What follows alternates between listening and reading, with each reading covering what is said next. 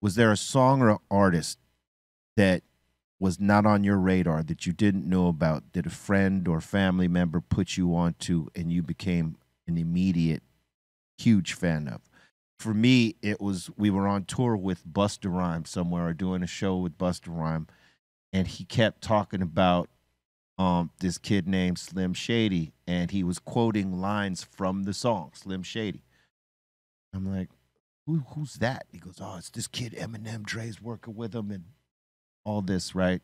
And I finally heard the song, the lead song, and I was blown away. I mean, I had heard about him through the freestyle circuit, but like, you know, I wasn't really thinking about it because, you know, there's so many artists that have come out, you know, you're a fan of whatever or peers with at you know, for me, right? And he put me on to Eminem. And when I heard him, I was like, oh, man, this dude is the business. The homie Four Eyes, he put me on to Salt.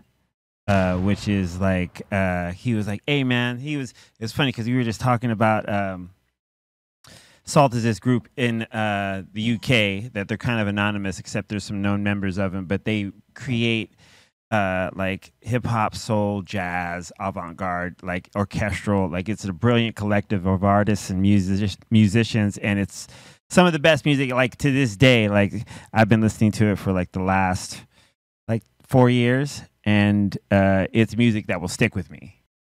Kendrick Lamar, actually. Julio G had been talking about Kendrick Lamar,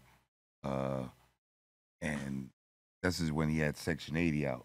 Oh. Yeah. And he says, yo, man, this kid, you know. So I was listening a little bit, and then he was playing at the Key Club. Probably the last time that he played the Key Club. And it was packed. Everybody knew the lyrics, and I did not know one song. Like, I never heard anything, but like, man, this guy is killing it. Stage presence was on point. Everything was on point, and this was pre-Dre, anything like that. This was underground, you know. Yeah. You know, my homeboy, Bruce Beatty, he was in Colors. Remember, he was in the Clica with Trini and Colors. Yeah. And then he was also in... he played Cube's father in Straight Outta Compton. So that actor, Bruce Beatty, we went to California Institute of the Arts acting school together. Me, him, and Don Cheadle used to run together. So Bruce was always ahead of the game, dude. But he introduced me to Cardi B, dude, before she blew up. Really? And he was, man, you got to listen to her. I used to see her on Love and Hip Hop, la la la la la. And when, what was it? Red Bottoms, which is that first one? Yeah, Red Bottoms, yeah. And then she did it in Spanish, bro. Yeah. I was like, Bruce, what's up? And he goes, well, I got Latinos in my family too, but you know, I've always. So yeah, man, when he first introduced me to Cardi B, this was before she blew up. Yeah, I she was popped it off. So impressed, bro. Yeah. So impressed.